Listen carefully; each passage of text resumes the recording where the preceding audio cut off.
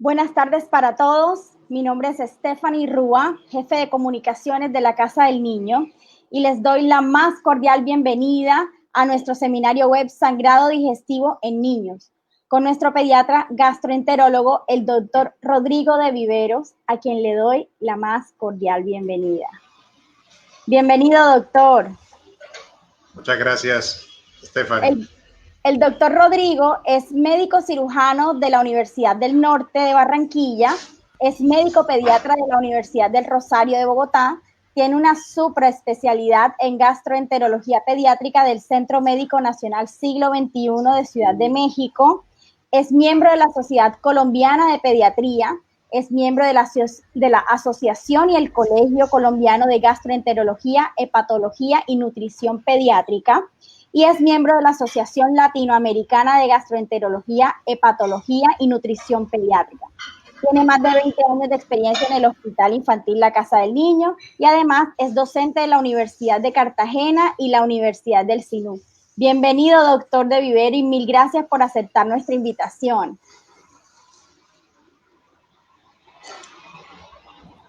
Buenas tardes, muchísimas gracias, Stephanie, por la presentación. Muchas gracias al Hospital Infantil por permitirnos compartir estos espacios de educación médica y muchas gracias, por supuesto, a los asistentes a esta reunión. Bueno, adelante, doctor. Gracias. El objetivo de hacer esta revisión son varios los objetivos. Uno es que este es un tema que cada vez lo estamos viendo con más frecuencia, ¿sí? Y esto puede ser por causas muy leves como origen del sangrado, pero en ocasiones estamos ante situaciones que pueden comprometer o poner en riesgo la vida del paciente. Para nadie es un secreto que el ver sangre nos produce alarma, y más si es un niño y más si sale por alguno de los orificios, como es por la boca o por el ano, ¿sí? Como les decía, la idea es hacer una revisión de las situaciones que con alguna frecuencia vemos en nuestro hospital. De antemano les pido disculpas porque vamos a mostrar algunas imágenes que pueden herir susceptibilidades, que son imágenes explícitas, pero todo dentro de la consideración médica y académica que amerita el tema. Entonces, cuando nos enfrentamos en un niño con sangrado tenemos que determinar varias cosas. Lo primero, si realmente es sangre lo que está expulsando el niño por alguna de las vías, porque hay algunas sustancias como son medicamentos como la rifampicina, la fenitoína, que se usa muy frecuentemente, el bismuto, también utilizado en los cuadros diarreicos. Los niños acostumbran a comer en ocasiones cantidades excesivas de dulces con muchos colorantes. Ya cuando tenemos los pacientes más grandecitos que a veces se toman a escondidas sus licores, entonces los vinos, el consumir remolacha, el consumir hierro en cualquiera de sus presentaciones, las espinacas o el carbón activado. Todas estas sustancias, cuando son ingeridas y cuando son expulsadas, ya sea en el vómito o en las deposiciones, puede darnos la apariencia de sangre, y realmente tenemos que determinar esto pues con la historia clínica.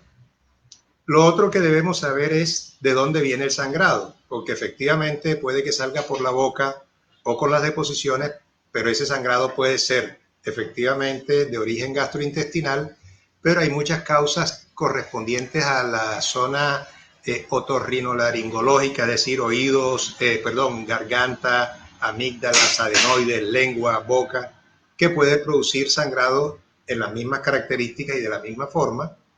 El sangrado ginecológico en ocasiones pudiera confundirnos en el momento en que veamos una niña, por ejemplo, que la madre refiere sangre en la ropa interior, ¿sí? También toca determinar que el origen no sea ginecológico, y en algunos casos porque ni siquiera la sangre es del paciente, sino en este caso le pongo materno, porque hay niños que están tomando leche materna, la madre tiene erosiones en el pezón, el niño deglute esa sangre y después la puede vomitar o puede salir en las heces como si fuera sangre de él.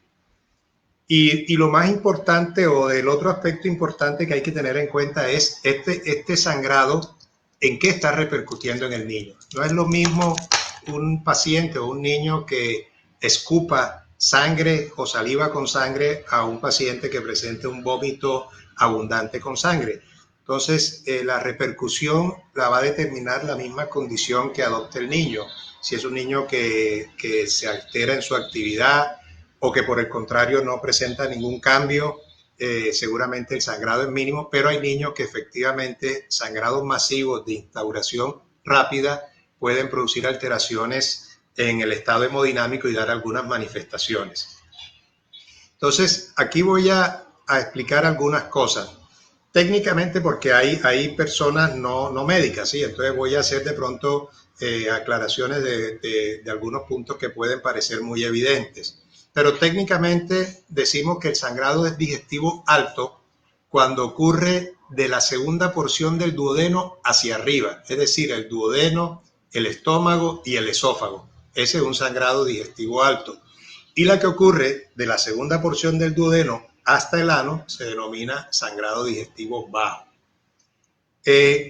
Existe una zona que es una zona que se llama, que para nosotros es la zona oscura de los sangrados, y es aquella que corresponde al intestino delgado, en donde por endoscopia, tanto alta como baja, no podemos determinarlo y realmente son un reto para todo el mundo. Entonces, un niño puede tener salida de sangre por la boca, ya sea con el vómito, y esto es lo que médicamente denominamos una hematemesis, y ese sangrado puede ser, como les había dicho, del esófago, del estómago o del duodeno. Pero les había mencionado que también el paciente que puede sangrar de la amígdala, de la lengua, de las encías, o pacientes que han recibido traumas nasales o que tienen pólipos nasales, pueden sangrar y esa sangre va al estómago y después es vomitada. Entonces es muy difícil afirmar de dónde viene el sangrado, a menos que haya sangrado por fosas nasales evidentes. Esa sangre, cuando sale por la boca, puede tener dos colores, básicamente. Uno, que puede ser una sangre muy brillante, muy roja o rutilante que llamamos, que nos indica dos cosas. Uno, que el sangrado es muy abundante y muy rápido, o que el sangrado viene de la parte de la cavidad orofaringea, ¿sí? O tenemos el sangrado que es en borra de café, que es, o en algunas partes llaman guarrú o encuncho de café, porque es una sangre que asemeja o parece exactamente igual a eso, y una sangre de color oscuro. Esto toma esta coloración debido a que la sangre con el contenido de ácido del estómago se va degradando y va tomando este color.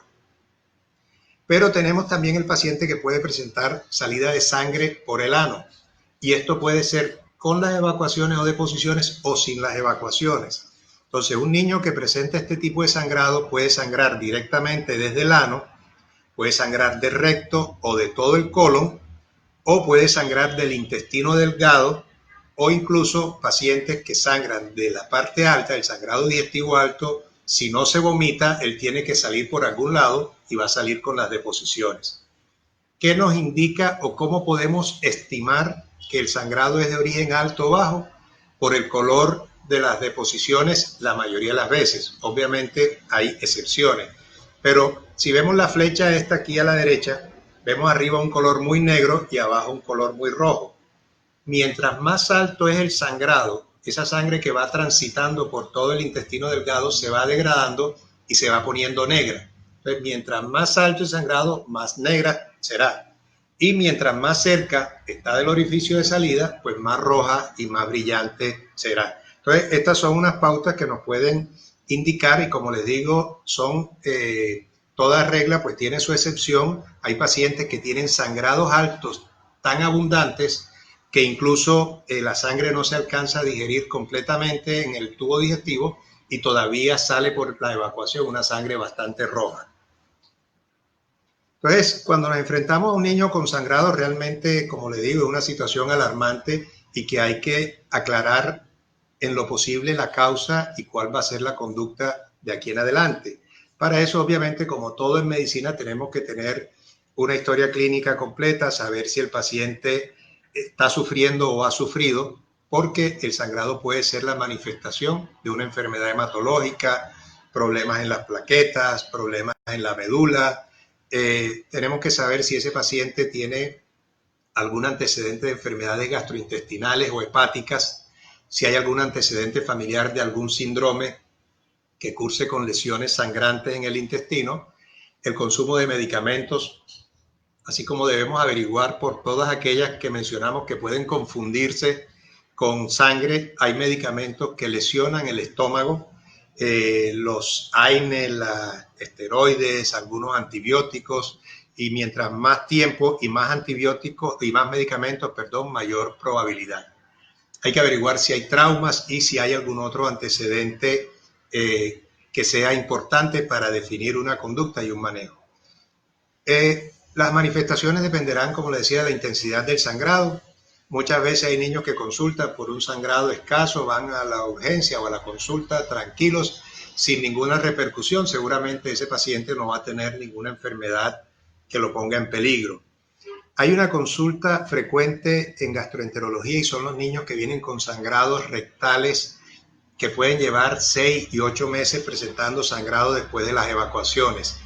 A pesar de lo persistente que puede ser el cuadro, de lo crónico, en general esto puede corresponder a pólipos y el riesgo de tener un evento adverso por una baja en la hemoglobina realmente es muy baja, ¿sí?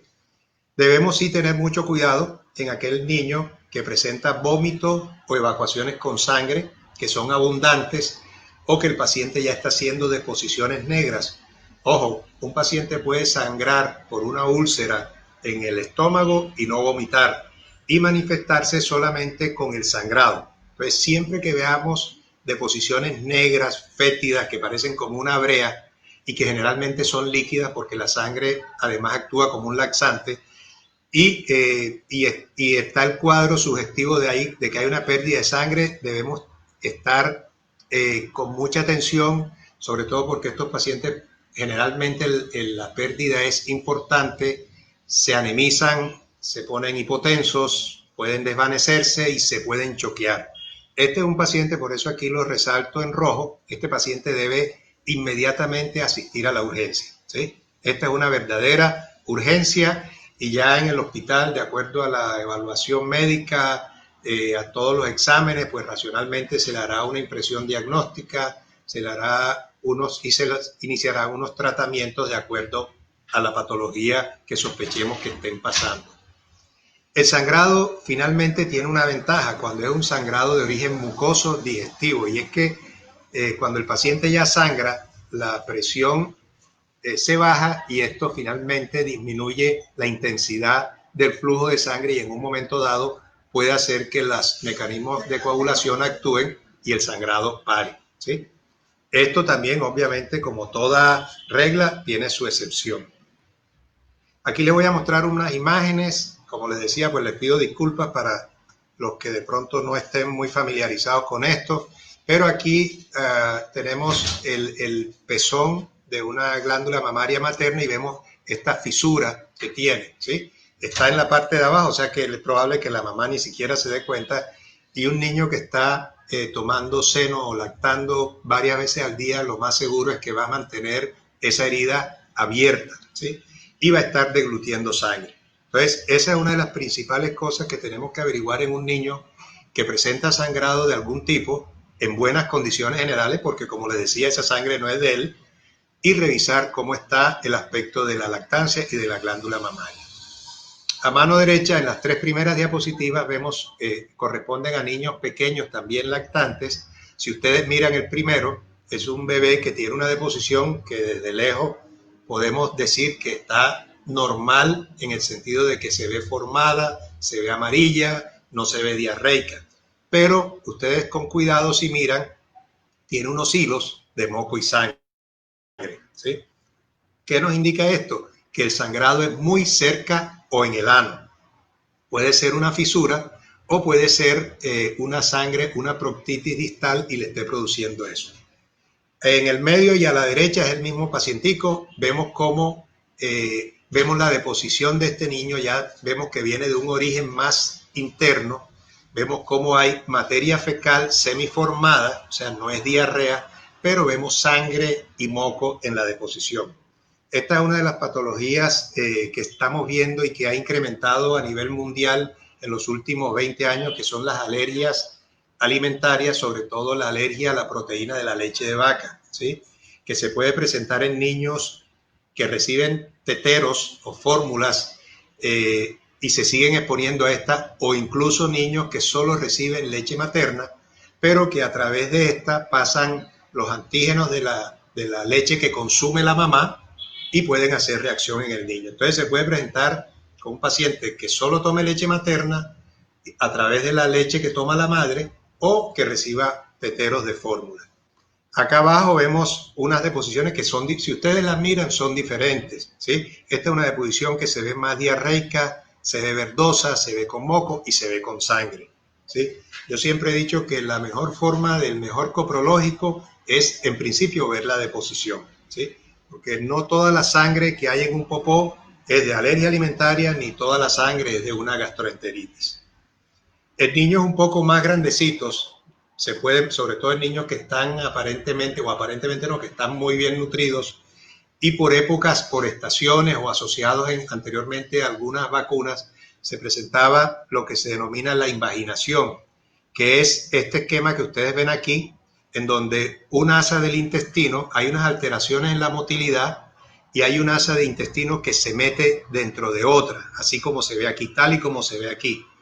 Entonces, eso puede que se desinvagine espontáneamente, pero la mayoría de las veces ese intestino que entra no puede salir y se empieza a edematizar y a inflamar. Entonces, toda la mucosa que está sometida a esa presión se vuelve isquémica, no le llega bien la sangre y se empieza a necrosar. Y son pacientes que hacen deposiciones como estas que aparecen acá, que se llaman jalea en grosella, que parece una mermelada de grosella. Son bastante características, pero hay que pensarlo porque el niño, el momento de la introducción de esta asa de intestino en la otra es supremamente dolorosa. Entonces son niños que lloran muchísimo y tienen periodos desafortunadamente que se calman, pero cuando ya están bastante más complicaditos. El diagnóstico lo debemos sospechar en todo lactante que con llanto por cólico intenso, con deposiciones de estas características, y podemos confirmarlo pues con una ecografía, que es un estudio bastante asequible. Ya yéndonos a los niños un poco más grandes, tenemos unas causas un poco diferentes. En la primera imagen se ve un esófago, ustedes ven como unas líneas eritematosas rojas, como si fueran unas peladuras. Esto efectivamente corresponde a unas erosiones y esto es una esofagitis por reflujo ácido, ¿sí? Esto en un momento dado puede sangrar en forma importante o puede producir un sangrado crónico, ¿sí? Con anemia, y hay que investigarle. Les había dicho al principio que investigar sobre la ingestión de cuerpos extraños, y este es un esófago también, pero ustedes ven que se ve un tejido negro, es un tejido que está todo quemado por el efecto de una batería de las planas, de la de los controles remotos y de la de los juguetes, que se quedó atorada allí, y eso va produciendo una necrosis y puede producir sangrado también. Abajo a mano izquierda es un esófago, mírense la imagen, es un tubo, vemos el orificio en el centro que es el que comunica con el estómago, pero en este vemos unas imágenes como unas culebritas bastante ingurgitadas que corresponden a varices. En niños tenemos varices esofágicas que pueden ser secundarias a enfermedades hepáticas, pues los niños también pueden presentar cirrosis, los niños pueden presentar trombosis de la porta y se puede manifestar con sangrados masivos. Entonces, las varices esofágicas, cuando hay un proceso febril, cuando hay mucho ácido, cuando el paciente tiene mucha actividad, se rompen y sangran masivamente. Imagínense un vaso de esos que se reviente allí. No hay forma de taparle con nada, ¿sí? Esta es en la diapositiva del medio, vemos un paciente con unas varices esofágicas a las cuales se le hizo un procedimiento que es una ligadura. Eso ya es un procedimiento endoscópico, en donde hay unos aditamentos especiales para el endoscopio y se succiona la varice y se le sueltan unas bandas de caucho, que son estas que ustedes ven aquí negritas, y queda como estrangulada, y con el paso de los días esa varice se va desapareciendo, ¿sí? Se va desapareciendo. Esta foto que ven a la derecha es de una niña con unas varices esofágicas con un sangrado masivo. Esta niña tuvo un desenlace desafortunadamente fatal, pero si ustedes ven, el sangrado es casi que rojo fresco, o sea, tal sería la magnitud del sangrado que desde el esófago salió por las vías digestivas bajas sin mayor cambio. Vemos también muchísimas otras causas. Vemos por ejemplo, una gastritis erosiva. Aquí vemos, estos son los pliegues del estómago. Y si ustedes ven aquí, hay como unas peladuras, ¿sí? Uno cree que el estómago es muy resistente, el estómago es muy sensible. Con pasar una sonda, con medio succionar, se pueden producir erosiones. El solo hecho de hacer fuerza para vomitar y que el estómago choque contra el diafragma puede ir haciendo que esta vaya sangrando. Aquí vemos una úlcera en el estómago, todavía la vemos con el coágulo. Esto nos indica que puede volver a sangrar, a diferencia de esta que dice úlcera duodenal, en donde si ustedes ven no se ve el coágulo, sino que se ve una imagen blanca que corresponde como a la fibrina, y esto ya nos indica que esto está en vías de cicatrización. En ocasiones encontramos también estructuras en el estómago, como es el páncreas ectópico. Aquí le ven en el centro un puntico que había sangrado. Es un páncreas que embriológicamente tiene su páncreas, pero además queda este remanente en el estómago y puede presentar sangrado, ¿sí?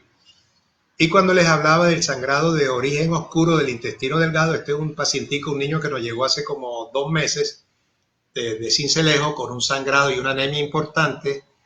Se le hizo una endoscopia digestiva alta, fue normal. Se le hizo una colonoscopia, fue normal. Y se solicitó un examen para búsqueda de un divertículo de Meckel.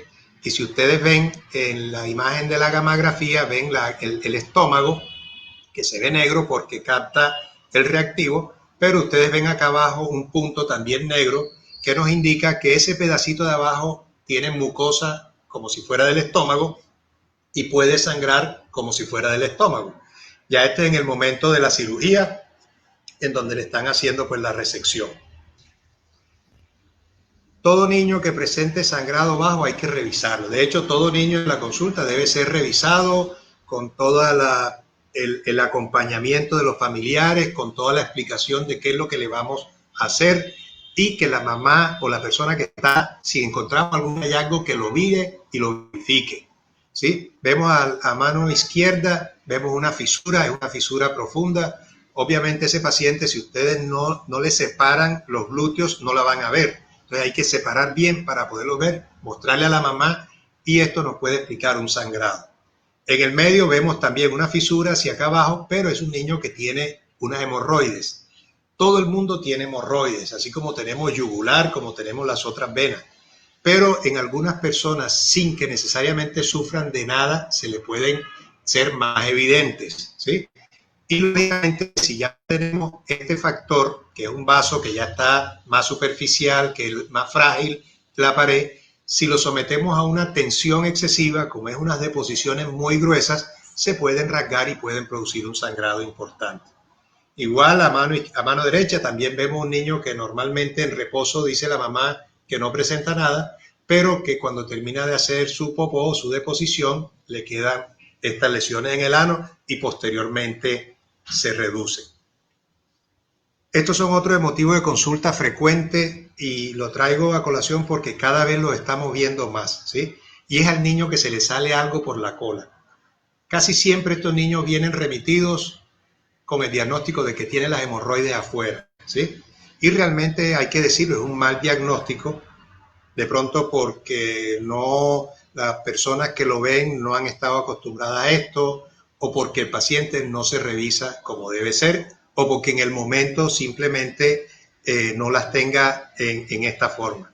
Pero el prolapso rectal es uno de los motivos de que el niño se le sale algo por el ano, y acá abajo tenemos un pólipo. Y si ustedes miran, los que son médicos, pues las diferencias entre la superficie, se ve que el prolapso se ve que es una superficie mucosa, se ve que ahí hay intestino, puede tener un orificio en el centro. Se las mostré limpia porque hay otras que vienen con toda la materia fecal y la verdad es que no había necesidad, pues creo que se entiende muy bien. A diferencia del pólipo, en donde se ve la bolita, se ve que no hay orificio, se ve que esto viene de allá adentro, ¿sí? y normalmente estas masas pueden reducir espontáneamente o a veces ya la mamá es experta y le pone su guante y lo introduce. Este es un caso extremo, el que dice poliposis intestinal. Este es un niño, pacientico de la casa del niño, a quien hubo que hacerle una resección de colon porque endoscópicamente era imposible quitar todos estos pólipos, y hay que tener en mente que mientras más lesiones tengan, las posibilidades de que en un futuro se malignicen son mayores. Y aquí abajo vemos ya la imagen endoscópica. Lo que normalmente se ve en el intestino es un pólipo. Este es el clásico, vemos que tiene una bolita, que es la que cuando pasa la deposición la roza y lo deja sangrando, y es el que a veces se le sale al niño a través del ano, no tan grande como este. Y cuando hacemos la colonoscopia, pues lo que hacemos es esto: lo cogemos por el tallo y lo cauterizamos y lo quitamos. Generalmente estos pólipos son benignos. Otras formas ya un poquito más difíciles, porque ya esto es por endoscopia, ¿sí? Entonces tenemos las parasitosis, que en nuestro medio son frecuentes, hay que investigar siempre eso, hay que ver si hay expulsión del mito o no, pero estos parásitos en el colon pueden producir sangrado y diarrea. Las malformaciones vasculares, esta es una niña también con un hemangioma gigante que le comprometía el recto y el colon sigmoide, era un tumor vascular realmente. También como causa de sangrado, y abajo vemos las colitis que pueden estar ulceradas. Esto, para hacer el diagnóstico de esto, obviamente tenemos que tener un paciente con una historia de dolor abdominal, de diarrea crónica, que no mejora con los tratamientos iniciales, y ya después de un tiempo pues decidimos hacerle su endoscopia. Les hablaba del sangrado de origen oscuro muy rápidamente. Cuando hacemos endoscopia del estómago y no encontramos, cuando hacemos endoscopia del colon o del ilio y no encontramos causa, tenemos que buscar el intestino delgado. Ya estos son estudios más sofisticados. Dentro de ellos está el gamagrama que les acabo de mostrar. Hay otras técnicas en donde se le inyectan los glóbulos rojos del paciente, se marcan con un reactivo y se le inyectan, y para esto es necesario que el paciente esté sangrando para ver por dónde se van perdiendo. Y así no nos dé una precisión anatómica, sí nos puede orientar para quien vaya a hacer algún procedimiento quirúrgico. Las arteriografías selectivas también nos pueden mostrar malformaciones. El TAC, la angioresonancia o el angioTAC también. La famosa cápsula endoscópica, que ya lleva más de 20 años de uso, ya está aprobada para utilizarlo en niños, pero tienen que ser unas indicaciones y unas condiciones muy bien estudiadas. Existe otra técnica que es una enteroscopia, en donde se utilizan endoscopios muchísimo, casi el doble de largo, y lo que hace es que permite examinar todo el intestino, ¿sí? Esto en niños pues no hay entrenamiento, generalmente esto lo hacen endoscopistas de adultos. Y en algunos casos no encontramos la causa del sangrado y el paciente se sigue deteriorando y toca hacerle cirugía. Toca, siempre que haya un sangrado, tener el cirujano a la mano, porque puede ser necesario tener que intervenir. Esto para decirle que a veces no llega el paciente porque tiene un examen que dice sangre oculta positiva. Básicamente quiero decirle dos cosas. Hay dos pruebas. Una prueba que es para todo el mundo, es la que no requiere dieta, y hay otra prueba que es la que requiere dieta. Erróneamente creemos que la que no requiere dieta es mejor, y esto no siempre es así. La que no requiere dieta mide, es una prueba inmunológica y mide una parte de la sangre que solo está en los humanos, pero que se degrada. O sea que el sangrado debe ser cerca al ano o en el colon. De hecho, esta es una prueba que se instauró para detección de cáncer de colon, ¿sí? Pero si un paciente está sangrando del estómago en poquita cantidad, esa sangre cuando llegue a la materia fecal ya no va a tener esta globina, que es la que vamos a detectar.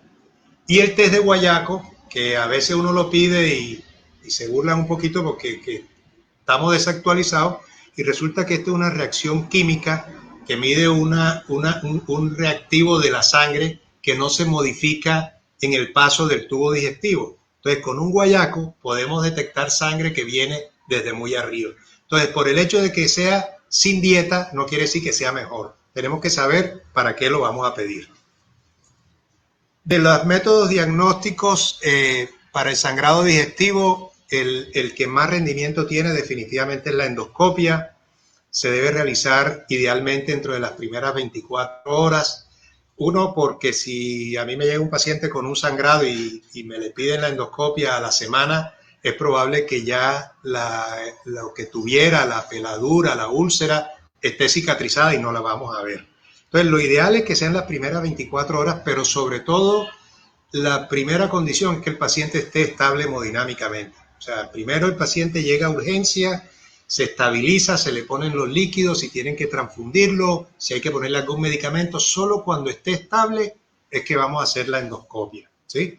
Porque esto necesita una preparación. Si un paciente está vomitando sangre y está lleno el estómago de sangre, pues por mucha endoscopia que hagamos no vamos a ver nada, ¿sí? Entonces, si el sangrado es importante, ya se decidirá el uso de la sonda, mantener ese estómago vacío y hacer la endoscopia.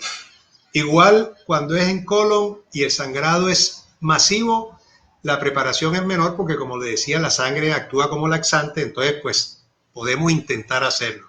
Pero si es un paciente que llega con un sangrado crónico, que estamos sospechando un pólipo, ese paciente hay que hacerle una preparación porque puede que sea uno, pero puede que sean muchos más pólipos. Entonces, la endoscopia pues, nos permite hacer un diagnóstico en el 90-95% de los casos y nos permite además hacer terapia, hacer ligaduras, hacer esclerosis, hacer métodos de coagulación, quitar pólipos, todas estas cosas. Hay que recalcar que los procedimientos estos en niños, sobre todo si es un sangrado, los hacemos en el hospital con anestesia general. En esta época de pandemia de COVID, los procedimientos endoscópicos están limitados a las reales urgencias. Estamos, como vemos aquí, este soy yo, estamos tomando todas las medidas de protección, todos los elementos de seguridad para nosotros y para el paciente. Ya los anestesiólogos también tienen sus técnicas y tienen unas cámaras para evitar que todos los aerosoles sean confinados a estos espacios y eviten la diseminación. Si ustedes ven los equipos, todo está protegido. Entonces, nos toca hacerla o la hacemos cuando es necesario con todas las medidas y buscando siempre pues el bienestar del paciente. Les decía que debemos tener siempre el teléfono del cirujano. Si hay alguno por allí, ustedes saben que eso no es fácil todas las veces, pero hay veces que no podemos controlar el sangrado ni médicamente ni por procedimientos endoscópicos y necesitamos al cirujano. Además de algunos casos, la mayoría de los casos de invaginación intestinal van a requerir desinvaginación quirúrgica porque aquí llegan, o cuando ya le hacemos el diagnóstico, ya llevan mucho tiempo y no hay forma de reducirlo desde el punto de vista radiológico. Entonces, como conclusión, pues el sangrado digestivo siempre debe ser evaluado, así sea leve o sea severo, por lo menos saber o aproximarnos a qué fue lo que pasó y de esta forma poder decirle al familiar cuál es el pronóstico que esperamos de esta situación. Los estudios dependerán de cada caso, saber cuáles son los signos de alarma, bueno, lo de la endoscopia que ya mostramos la utilidad que tiene en el estudio de estos pacientes y definitivamente se debe realizar en las mejores condiciones de seguridad, con una preparación adecuada, con un equipo quirúrgico y de anestesia bien preparado. Muchísimas gracias. Muchísimas gracias, doctor de Viveros. De verdad, muy, muy interesante esta intervención. Les recordamos a todos que en la Casa del Niño hemos abierto este espacio para que las mamás y los papás de nuestros pacientes puedan resolver sus dudas sobre cuándo consultar sobre esta patología. Por eso los invitamos a dejar sus preguntas en el chat disponible en esta plataforma. Además, les recordamos que en la Casa del Niño hemos dispuesto o hemos implementado todos los protocolos de bioseguridad para proteger a nuestros niños y a sus familias. Desde ya pueden pedir su cita con las especialidades de su interés, pueden llamar a los teléfonos que en este momento le van a aparecer en pantalla, pueden tomar un pantallazo o pueden anotarlos, ahí los vamos a dejar. Y bueno, esperamos sus preguntas. De todas maneras, vamos con una primera pregunta que nos dejan por aquí. Doctor, luego de detectado el sangrado, ¿hay restricciones que se deben seguir? Bueno, como les decía, depende del sangrado, ¿sí? Si el sangrado es por una alergia, por ejemplo, a la proteína de la leche de vaca, pues en este caso hay que evitar el consumo de leche, ya sea por el bebé o por la mamá. Pero, por ejemplo, si es un sangrado por una úlcera gástrica o úlcera duodenal, se me olvidó mencionar en los antecedentes y la importancia del sangrado, y es la frecuencia con que tenemos infección por una bacteria que es el Helicobacter pylori y que puede ser causa de sangrado, ¿sí? Entonces, ese diagnóstico lo hacemos mediante endoscopia y biopsia, y en ese momento lo que tenemos es que hacer el tratamiento con los medicamentos que disminuyen la secreción ácida para que esa úlcera cicatrice, hacer el tratamiento de erradicación de la bacteria, y ese paciente en principio no tiene por qué quedar con una restricción, ¿sí? O sea, un paciente que tuvo una gastritis por Helicobacter pylori, hay que tratarle el Helicobacter. Si ese paciente consume AINES o antiinflamatorios no esteroideos y le da muchos síntomas, es probable que él sea muy sensible a eso y debe evitarlos en lo posible, o cuando los vaya a ingerir, usar protectores gástricos para evitar un daño, ¿sí? Pero no es que a todo el que tenga una úlcera hay que suspenderle la limonada ni nada de eso, ¿no? O sea, en estos casos las restricciones dietarias son más de tolerancia a cada uno de esos alimentos. Perfecto. Doctor, la doctora Perla Villamor pregunta, excelente charla, doctor. Después de una hemorragia por gastritis, por abuso de AINES, ¿qué dieta recomienda al niño? Bueno, de parte de lo que hablábamos ahorita, en principio hay que curar la úlcera, ¿sí? Si la irritación es por AINES, hay que darle los inhibidores de bomba, y hay medicamentos como el sucralfato que son muy buenos para este propósito, que es la regeneración del tejido. Obviamente, si ese paciente mientras esté con la gastritis debe evitar las comidas irritantes, las especies, los picantes, las comidas irritantes, ¿sí? Pero ya una vez ese paciente, su úlcera ha cicatrizado, la idea es que venga a la normalidad. Lo que tiene que tener cuidado es cuando vuelva a consumir AINES, ¿sí? Perfecto. Doctor, otra pregunta que nos llega es, ¿el sangrado digestivo es hereditario? Hay, ¿Puede ser hereditario? hay condiciones que pueden ser hereditarias. Fíjate, las personas que tienen, por ejemplo, malformaciones vasculares, personas que tienen hemangiomas en la cara, eso puede ser hereditario, y así como hay en la piel, puede haber también en el tubo digestivo, ¿sí? El sangrado por AINES, como mencionaron ahorita, no es por eso. El sangrado por una úlcera por Helicobacter tampoco. Los pólipos sí son hereditarios. Entonces, este niño que yo les mostré que se le prolapsaba casi que todo el colon y que estaba lleno de pólipos, ese niño hubo que quitarle todo el colon, y a la hermanita también, ¿sí? Por la misma razón. Y tienen unos antecedentes familiares muy cercanos de patología maligna. Entonces, el sangrado como tal no es hereditario, pero sí hay algunas enfermedades que son hereditarias y cursan con sangrado. Doctor, otra pregunta que nos llega es, ¿el sangrado digestivo se cura? Sí, claro, claro, dependiendo de la causa. O sea, una úlcera por una infección por Helicobacter, lo curamos. Una gastritis por medicamento, la podemos curar.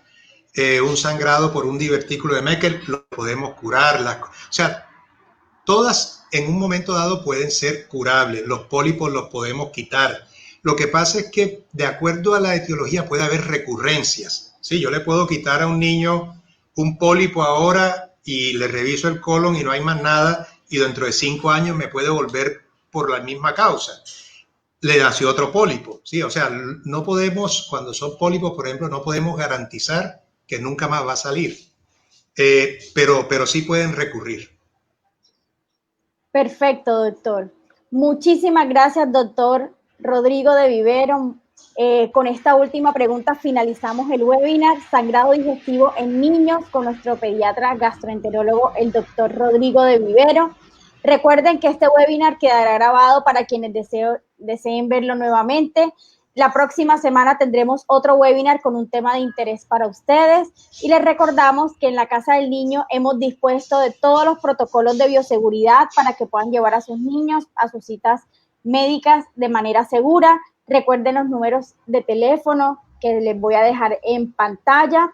Bueno, antes de finalizar, una pregunta más, doctor, para no dejar esta pregunta aquí en el chat. Dice, ¿se recomienda la infusión continua con IVP en la forma aguda? Weimar, ese era el seminario. Ese seminario no lo presentó él. Mira, en el paciente, la razón para dar inhibidores de bomba en un paciente sangrando, básicamente uno, disminuir la secreción ácida, pero por una razón. Mientras más ácido esté el medio, el coágulo se va a disolver, es decir, va a coagular con más dificultad. Entonces nosotros damos estos medicamentos para subir el pH, bajar la acidez y que el coágulo se consolide. Por norma o por rutina en el hospital ponemos dosis altas, o sea, 1 miligramo kilo, generalmente en 12 horas, pero se puede poner y hay protocolos también de aplicación en infusión continua. Sí se puede, Weimar. Perfecto. Entonces, damos por finalizado. Como les decía, pueden pedir su cita a los teléfonos 647-5420, extensión 124-102, o a los celulares 310-4012-090 o al 310-7241-946. Entonces, van llegando, nosotros estamos intentando salir. dar final, pero no. El doctor Gustavo Guerrero pregunta, vamos a tratar de darle respuesta a todas las preguntas que llegan. De los inhibidores de bomba, ¿cuál es el mejor en pediatría? A ver, Gustavo. No, mira, los inhibidores de bomba tienen un mecanismo que es muy similar. Obviamente, en la medida en que van saliendo medicamentos nuevos, pues la potencia va siendo un poco mejor. Pero todos los inhibidores de bomba son buenos. Si tenemos omeprazol, lo podemos utilizar. En niños están autorizados el omeprazol, el esomeprazol, el lansoprazol. Podemos decir que de esta generación de lansoprazol, esomeprazol y pantoprazol tienen efectos similares. O sea, cualquiera de los tres va bien. ¿Oíste? Son mejores que el omeprazol. Eso no quiere decir que tengamos que estigmatizarlo o negarnos a hacer un tratamiento porque es con omeprazol. Perfectamente funciona también. Tenemos que dar las dosis adecuadas. Y más importante aún con el uso de estos medicamentos es evitar el abuso. Se ha demostrado la asociación con diarrea por Clostridium difficile, las neumonías adquiridas en la comunidad, los cambios en la microbiota y aparición de diarrea e infecciones en estos pacientes. Y en los menores de 1 año no deben usarse si no hay una absoluta indicación. Perfecto, doctor. Entonces, bueno, ahora sí vamos cerrando. Le agradecemos muchísimo su intervención. Muchísimas gracias por aceptar nuestra invitación y esperamos que podamos tenerlo en una próxima oportunidad. Muchísimas gracias. Muchísimas gracias, Stephanie, a ustedes, al hospital, por la invitación. Igual yo trabajo allá, pero este es un espacio que tiene otra dimensión. Muchas gracias a los asistentes y bueno, aquí nos vamos enriqueciendo todos académicamente. Así es, así es. Doctor, muchísimas gracias y bueno, y nos vemos en la próxima semana con un nuevo webinar con un tema de interés para todo el público. Muchísimas gracias, doctor. Gracias, con mucho gusto. Gracias a ustedes.